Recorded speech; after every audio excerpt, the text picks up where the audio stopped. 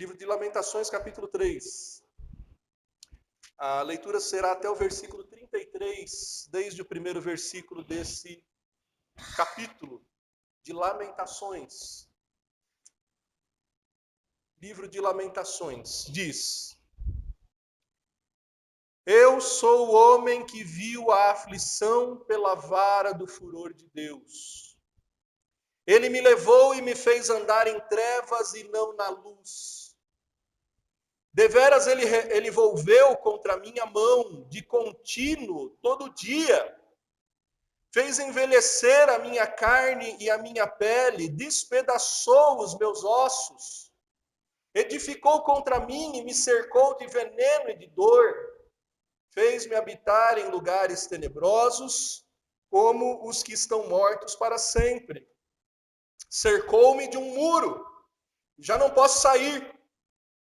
Agravou-me com grilhões de bronze. Ainda quando clamo e grito, ele não admite a minha oração. Fechou os meus caminhos com pedras lavradas. Fez tortuosas as minhas veredas. Fez-me como urso à espreita, um leão de emboscada. Desviou os meus caminhos e me fez em pedaços. Deixou-me assolado. Entesou o seu arco e me pôs como alvo à flecha. Fez que me entrasse no coração as flechas da sua aljava. Fui feito objeto de escárnio para todo o meu povo. E a sua canção todo dia. Fartou-me de amarguras, saciou-me de absinto, fez-me quebrar com pedrinhas de areia os meus dentes, cobriu-me de cinza, afastou a paz de minha alma, esqueci-me do bem.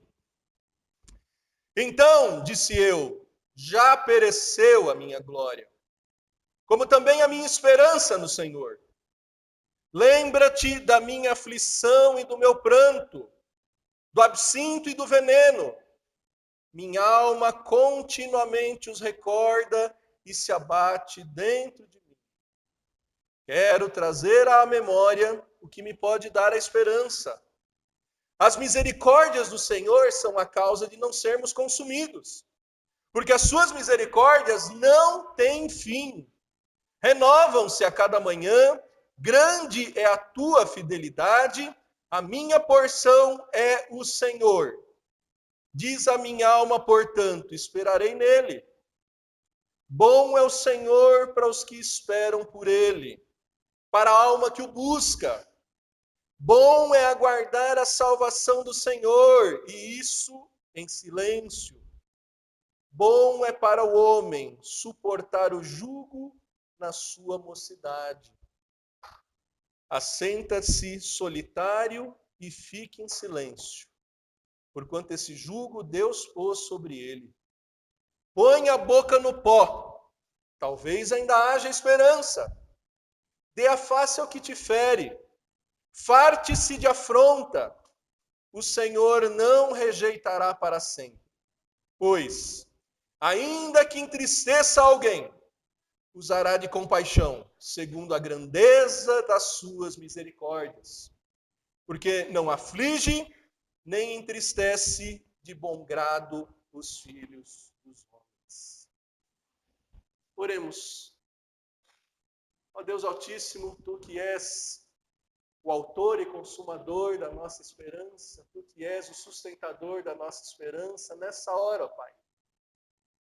Fala ao nosso coração, dá que eu seja instrumento eficaz em Tuas mãos e que o Teu Espírito ministre a cada um de nós a evolução dessa esperança a tal ponto que a consigamos aplicá-la nas situações mais adversas. Ó Deus, que a Tua palavra fale tanto com os adultos quanto com as crianças. Nós que temos esse encargo de expor a Tua palavra nessa noite, sejamos bênção em Tuas mãos. E que assim, Teu povo nessa noite aqui reunido, seja mais e mais alimentado pela firme esperança que temos na Tua essência, na Tua pessoa, o teu Filho Jesus Cristo. É no nome dele que nós te pedimos e te agradecemos por iluminação do entendimento. Amém. As crianças e quem vai ministrar a palavra para elas pode se separar momentaneamente de nós.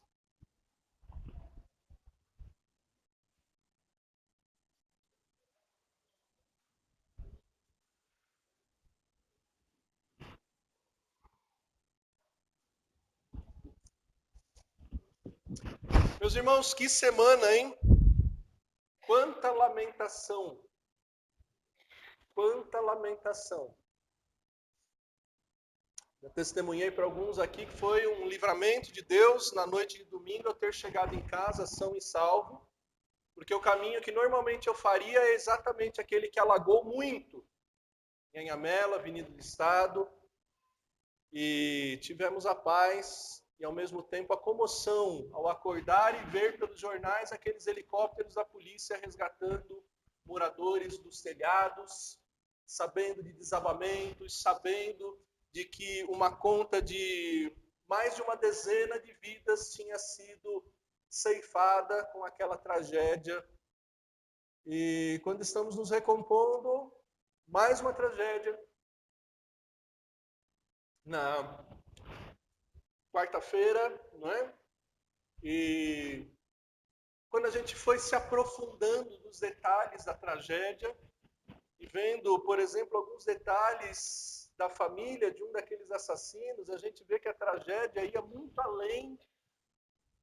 Uma mãe numa dependência total de crack, moradora de rua, um jovem criado pelos avós que tinha sepultado a sua avó há 4 meses.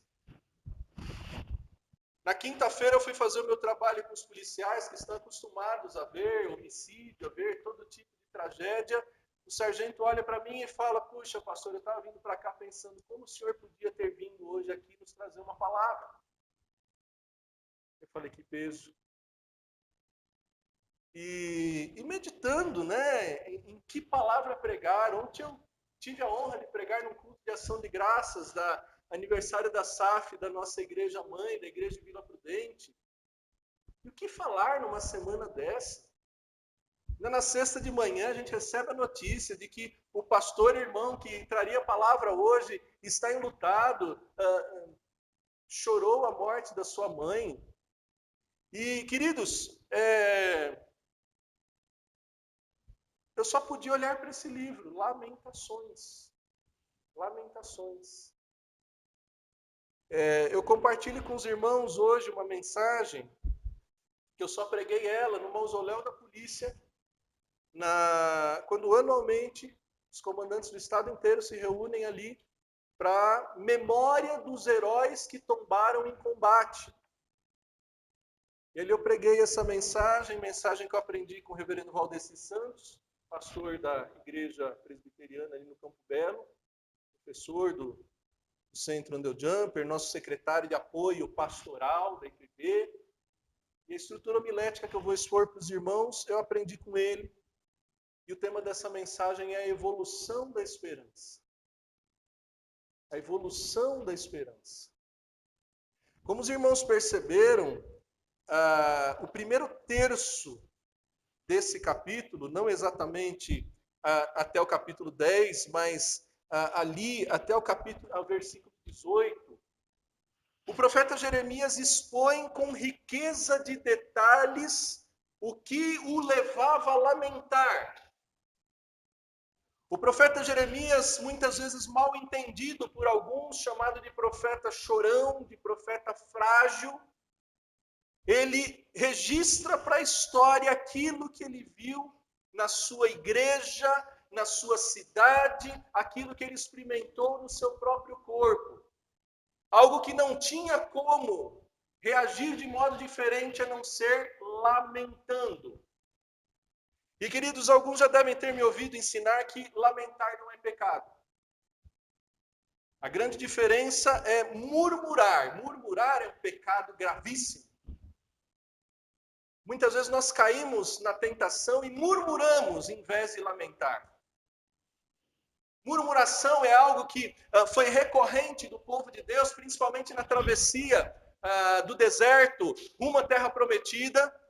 E a murmuração é reclamar de Deus. Reclamar de Deus. E a lamentação é reclamar. Mas é reclamar com Deus. Uma coisa é você falar mal de alguém, outra coisa é você falar daquilo que não está te agradando naquela pessoa, para a pessoa. Isso é caráter, isso é integridade, isso é franqueza. E o relacionamento que Deus propõe ao seu povo é um relacionamento com esse grau de transparência. Que o povo possa apresentar diante de Deus as suas queixas quando não está entendendo o porquê de tanto sofrimento, o porquê de tanta angústia, o porquê de tanta injustiça. E ao invés do povo ficar reclamando de Deus, o povo vai até Deus e diz: Senhor, o porquê? Salmo número 3 é um exemplo, 13, é um exemplo de lamentação. O primeiro versículo do Salmo número 13 é: Senhor, até quando? Clamarei e tu não me ouvirás. Então Jeremias vai detalhando a esperança perdida. A esperança perdida. Ele diz: eu sou o homem que viu a aflição. Eu sou aquele que sentiu a vara e o furor de Deus. E por que Jeremias dá esse testemunho? Porque ele foi o profeta levantado por Deus. Como nós lemos lá no segundo livro das Crônicas, capítulo 36. Para, por último, desde a madrugada, chamar o povo ao arrependimento, chamar o povo a restaurar a sua fidelidade à aliança que Deus tinha proposto, chamar o povo a uma mudança de vida. E ele foi o último dos profetas antes do cativeiro babilônico, que era desprezado, que era ridicularizado. Ele era o profeta que, entre outras coisas, experimentou o ser lançado numa cova. Para que a gente tenha uma noção do grau de dureza de coração do povo de Deus, nos dias de Jeremias, que pegou o profeta e falou: Jeremias, a gente não aguenta mais esse seu papo, e jogou ele numa cova de lama, querendo afogar o discurso dele, como se pudesse afogar a palavra de Deus junto com o profeta. E ele avisava, e foi ele quem disse: olha, se vocês não se arrependerem, se vocês não guardarem o sábado, se vocês não derem o descanso para a terra, Deus vai permitir o inimigo vir e vai escravizar vocês. 1/3 de vocês vai ser morto, 1/3 de vocês vai ser levado cativo, 1/3 de vocês que sobrar na terra vai ficar em profunda miséria. Avisando que Deus cumpriria, que Deuteronômio 29 avisou que aconteceria. Melhor, Deuteronômio 28. Muita gente adora ler Deuteronômio 28 porque é repleto de bênçãos para o que obedecer. Mas naquele mesmo capítulo diz que haveria uma série de consequências, de maldições para o infiel às Escrituras, para o que desprezasse as Escrituras. E Jeremias estava vivo.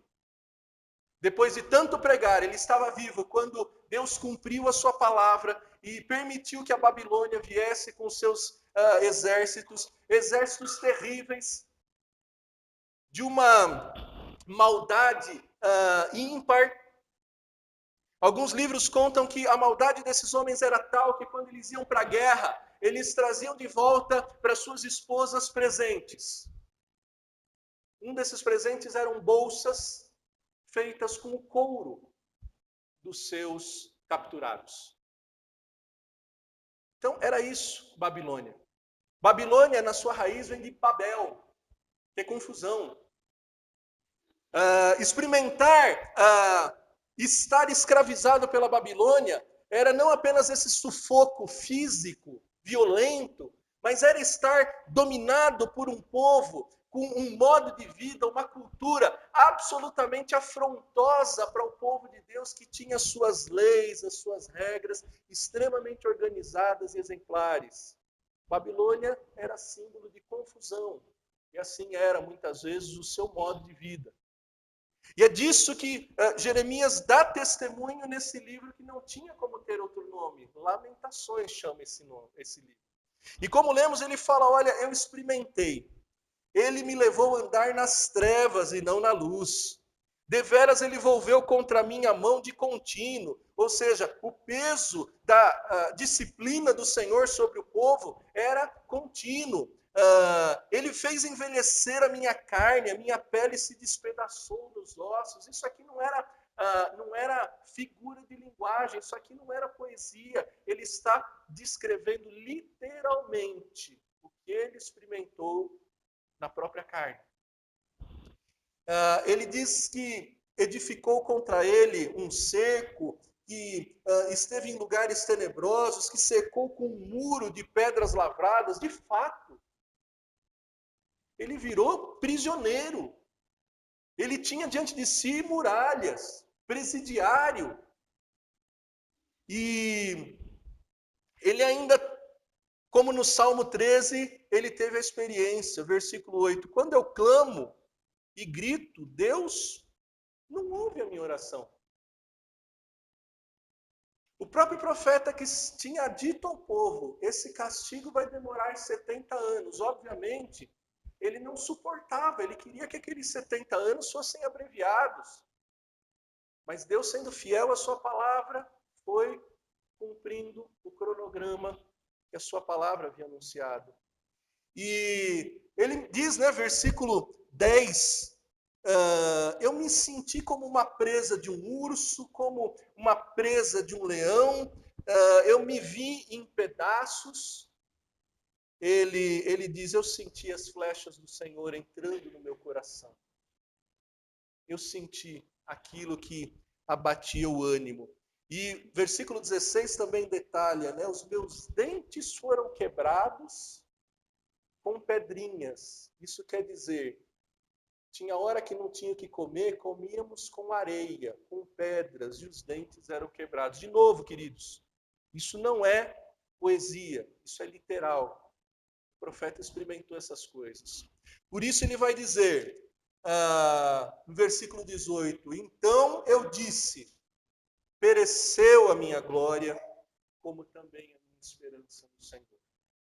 O profeta, passando por tudo aquilo, ele diz, eu não tenho mais esperança. A esperança perdida. Quem nunca, mesmo sem ter passado tão terríveis experiências, não se viu com esperança perdida? Quem nunca? Como, por exemplo, nessa semana, depois que você acha que já acabou tudo, na sexta-feira aparece um maluco do outro lado que, em vez de matar 10, mata 50. Você acorda falando, qual vai ser a tragédia de hoje? Isso para a gente não retroceder até Brumadinho, que já está em mais de 200, e tantas outras maldades. Tantas e tantas outras tragédias. Quem nunca, diante dos nossos meios de comunicação, fala, eu perdi a esperança. Esse negócio não tem mais jeito. Quem nunca, diante de um laudo, quem sabe, de uma enfermidade, quem nunca, diante de uma família esfacelada por efeitos do pecado, não necessariamente os teus pecados, às vezes pecados de outros. Quem nunca olha para essa nossa nação e vê mais de 60 mil pessoas sendo assassinadas por ano, só se descobre menos de 10% dos culpados, drogas e drogas abundantes. Quem nunca olhou e falou, perdi a esperança. A esperança está perdida. Queridos, isso é uma experiência humana. Alguns suportam mais, menos sofrimento. Eu já cansei de visitar enfermos, aconselhar pessoas e dizer, olha, o que você está passando é porque você é mais forte que eu, porque eu não suportaria passar o que você está passando. Momentos de esperança perdida. E, queridos, a esperança se perde como resultado do pecado. Nós somos uma humanidade filha de um Adão e de uma Eva que ouviram Por causa da desobediência de vocês, a terra produzirá cardos e abrolhos. Por causa do pecado, as mulheres terão dores a dar à luz aos seus filhos. Essa semana, queridos, enquanto eu ouvi as entrevistas do governador, prefeito, comandante-geral da polícia, eu ficava angustiado em ver que, sejam os repórteres, sejam as autoridades, elas parece que ainda não entenderam que a causa do problema não é exterior. Não é colocando 2 policiais na porta de cada escola que um problema, uma tragédia como aquela vai ser evitada. Em vez de colocar 2 policiais na porta de uma escola, coloquem um pastor uma vez por semana dentro das escolas. Isso vai diminuir bastante. O problema é de dentro para fora. O problema é no coração. O problema é o multiplicar do pecado. Foi avisado que seria feito na nossa época, seria que a gente ia testemunhar. Então, queridos, por que a esperança se perde? Porque nós somos pecadores, nós somos filhos de pecadores, nós vivemos com pecadores, e muitas vezes, mesmo que os nossos pecados, como eu creio Jeremias não era pecador o suficiente para experimentar tudo aquilo. Eu creio que Jeremias era um homem fiel, santo, dedicado, mas que precisou ser levado lá junto com sua geração iníqua para testemunhar e registrar a sua experiência, como nós estamos lendo agora.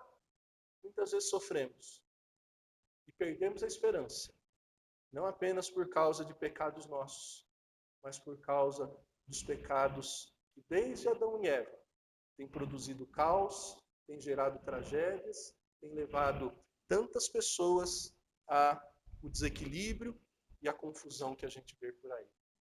Mas, queridos, o texto não fala só da esperança perdida. O que fazer quando a esperança está perdida?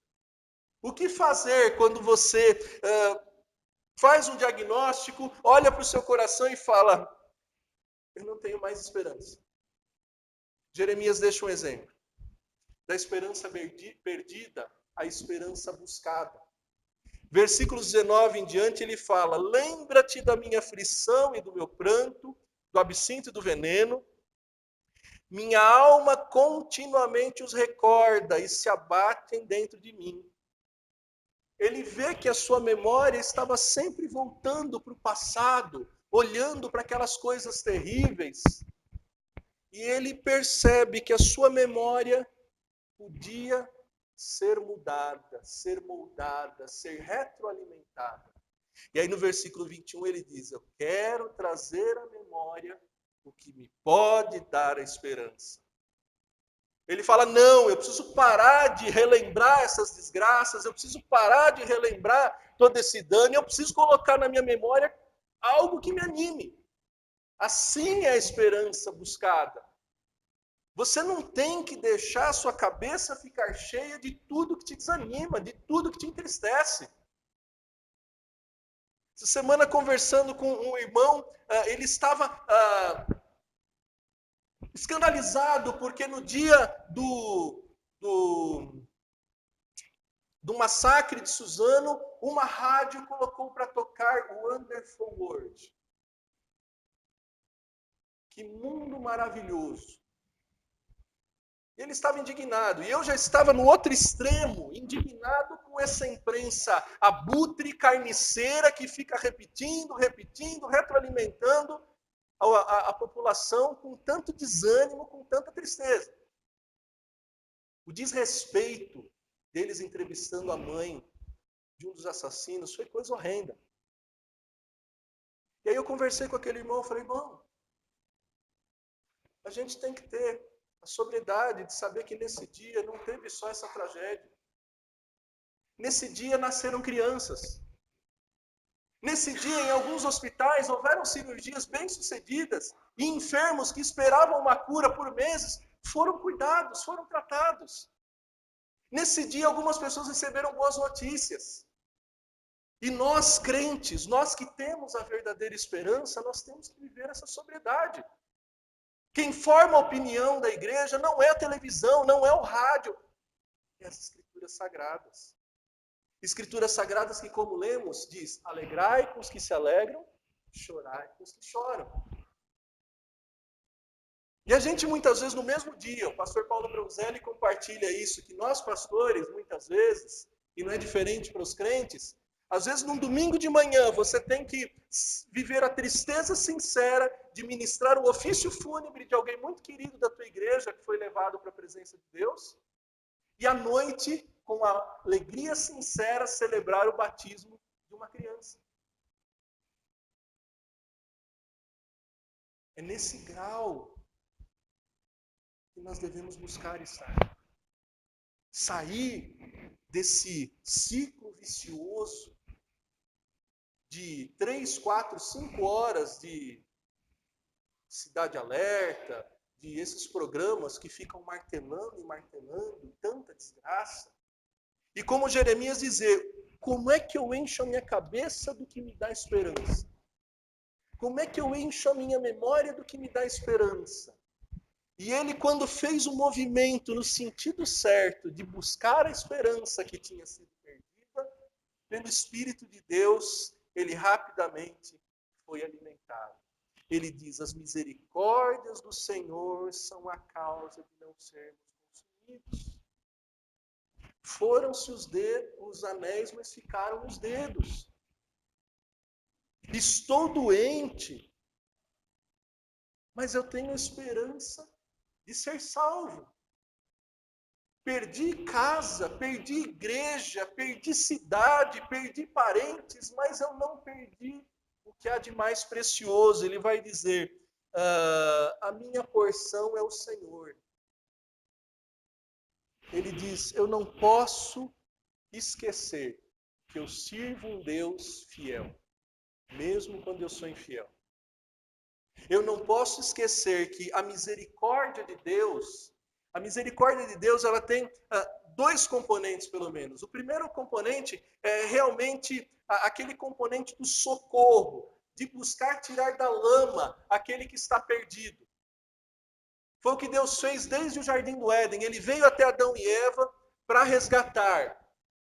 Quando Adão e Eva fugiam da presença dele com vergonha, como consequência do seu pecado, quando Adão e Eva tinham perdido a esperança e estavam esperando a morte, Deus vem até eles e uma promessa gloriosa. Teu descendente, Eva, vai ser ferido no calcanhar, mas ele vai destruir a serpente. E desde o Jardim do Éden, essa misericórdia tem se mostrado fiel. O outro componente da misericórdia é justamente a fidelidade. Fidelidade de Deus à sua palavra, à sua promessa. E aí Jeremias, no meio daquele caos, no meio daquele entulho, no meio das suas feridas, ele tem um lampejo no seu coração de lembrar: eu estou diante de um povo infiel, eu sou infiel, mas o meu Deus é fiel. Paulo destaca isso na primeira carta aos Coríntios, capítulo 10, versículo 13, quando ele diz: não vos sobreveio uma provação que não vos fosse humana. Juntamente com ela, Deus dá o livramento, porque Deus é fiel.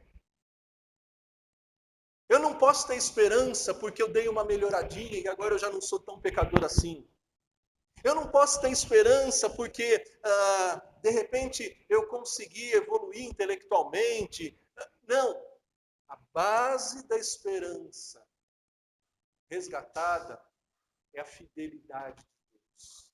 É um Deus imutável, perfeito, que prometeu lá no Jardim do Éden dar um descendente que destruiria a obra de Satanás, e lá na cruz ele mostrou que ele não estava de brincadeira. Ele é fiel. Ele não poupou nem mesmo o seu próprio filho, antes entregou.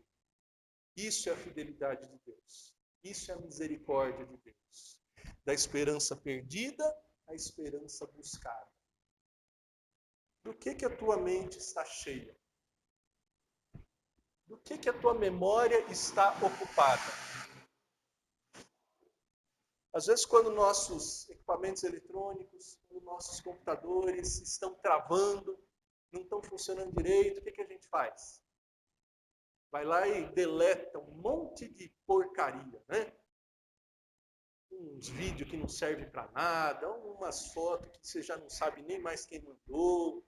Você vai lá deletando e aí volta a funcionar direito. Se você sabe cuidar da memória do teu celular e do teu computador, por que você não cuida da sua?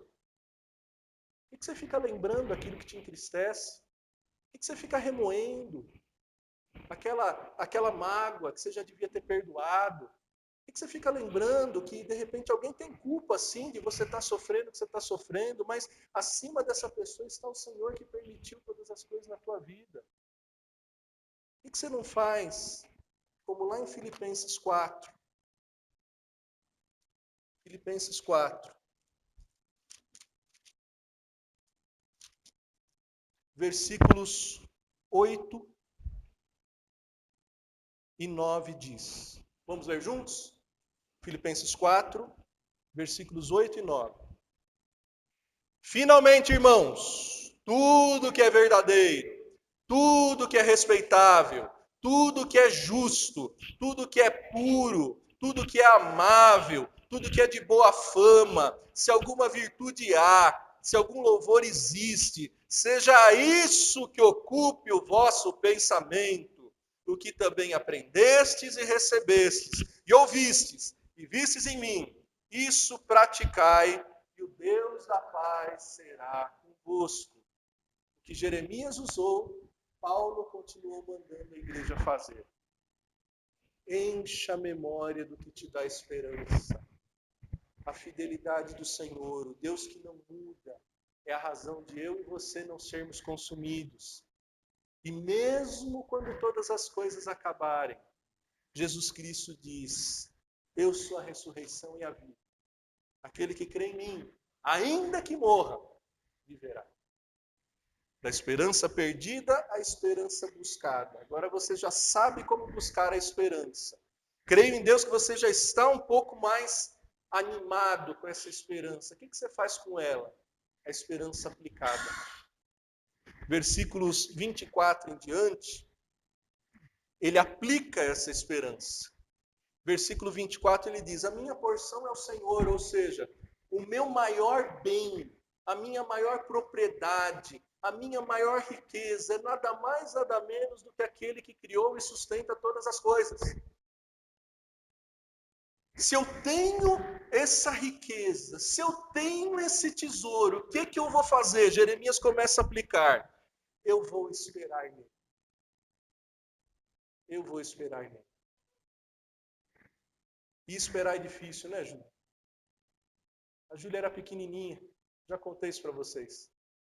E ela pediu um copo d'água, nós não tínhamos no carro. Eu falei: Júlia, espera. Passou um tempinho, ela fala: papai, não é que esperar é difícil? É difícil. Mas a vida do crente é esperar. A esperança aplicada é esperar na prática. Nesses funerais dos meninos lá de Suzano, houve duas marcas muito distintas. Vocês devem ter lido que dois deles eram cristãos, eram filhos de crente. Enquanto lá no ginásio estava uma tristeza, uma desolação, em uma das igrejas estava sendo o velório de um desses nossos irmãos. E a entrevista de o pai de um deles, em vez de vir carregada de amargura, de vir carregada de mágoa, de vir carregada de ódio, veio com esperança. Que é o que 1 Tessalonicenses diz, e consola numa hora dessa. O que você pode falar para alguém que está sepultando seu filho? O que você pode falar para alguém que foi vítima dessa desgraça? Eu não sei em quantos funerais você vai por ano, mas nós, pastores, vamos em pelo menos umas 2 dezenas de funerais. E a mensagem é sempre a mesma. A ressurreição é o que nos alimenta a esperar aqueles que sofrem, aqueles que foram. a ressurreição. Você tem que esperar, não sabe se é 1 ano, 2 anos, 3 anos, mas a esperança de reencontrar Cristo e aqueles que Ele salvou. Esperança na prática. Por isso ele diz: bom é o Senhor para os que esperam por Ele.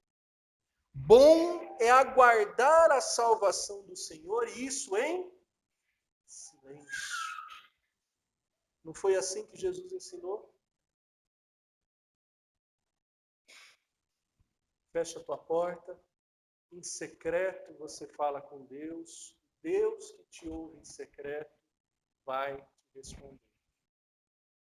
Isso é esperança aplicada. Você só ora porque tem esperança. Você só aguarda em silêncio porque tem esperança. Certa vez a Bíblia conta que uma mulher perdeu o seu filho e ela foi buscar o profeta. E no meio do caminho ela encontrou o estagiário do profeta. E o estagiário do profeta perguntou para ela assim: "Tá tudo bem?" E ela respondeu: "Tá tudo bem." Porque não adianta ficar chorando pelo caminho, nem pelos cantos. Você tem que levar a tua dor, a tua aflição, a tua angústia para quem pode tratar do problema. Quando ela encontrou o profeta que tinha Espírito Santo, palavra do Senhor, aí sim ela falou: "Eu te pedi um filho? Agora o filho que você profetizou está morto." E aí, para que ela visse que aquele servo de Deus portava a palavra santa, o profeta vai na casa daquela mulher, deita sobre aquele menino, aquele defunto, e a vida volta para aquele corpo, como um sinal claro. O Espírito Santo que profetizava era o mesmo Espírito que lá na criação soprou fôlego de vida naquele boneco de barro. Queridos, esperança aplicada é isso. É orar, é esperar. Esperança aplicada é pôr a boca no pó. Versículo 29. Pôr a boca no pó. E talvez ainda haja a esperança. Muitas vezes, esperança aplicada é ser injustiçado. Dar a face para quem te fere. Como nós lemos nessa liturgia, Deus diz: minha é a vingança, eu retribuirei. Vingança é coisa que se come fria, mas não é você que prepara. Muitos têm sido injustiçados, muitos têm sido afrontados, mas não tenta resolver do teu jeito. Aplica a esperança entregando para Deus aquilo que só Ele pode resolver da melhor maneira. Isso é esperança aplicada. Esperança aplicada é saber que Deus não rejeita para sempre. Pode estar demorando a resposta da tua oração, mas não é para sempre. Esperança aplicada é saber que Deus não entristece ninguém de bom grado. Deus permite a tristeza alcançar os seus filhos, mas não sem propósito. Ele tem o propósito de moldar. Como lemos na liturgia desse culto, a vontade dele é boa, perfeita e agradável. O mesmo apóstolo registrou em Romanos 8, 28. Todas as coisas cooperam para o bem dos que amam a Deus, dos que são chamados segundo o propósito. O propósito de Deus para mim e para a tua vida é que eu e você sejamos iguais a Jesus Cristo. Jesus Cristo sofreu, mas não murmurou. Foi ultrajado, mas não revidou. Foi injustiçado, experimentou solidão, mas não desesperou. Eu e você estamos sendo cheios de esperança para que a beleza de Cristo se veja em nós. Eu e você somos tirados da esperança perdida. Buscamos a esperança para nossa memória, de modo a aplicar essa esperança do modo semelhante ao que Jeremias fez, ao que o pai daqueles meninos fez essa semana, dando testemunho da sua fé. Queridos irmãos, que Deus nos enche da sua maravilhosa esperança.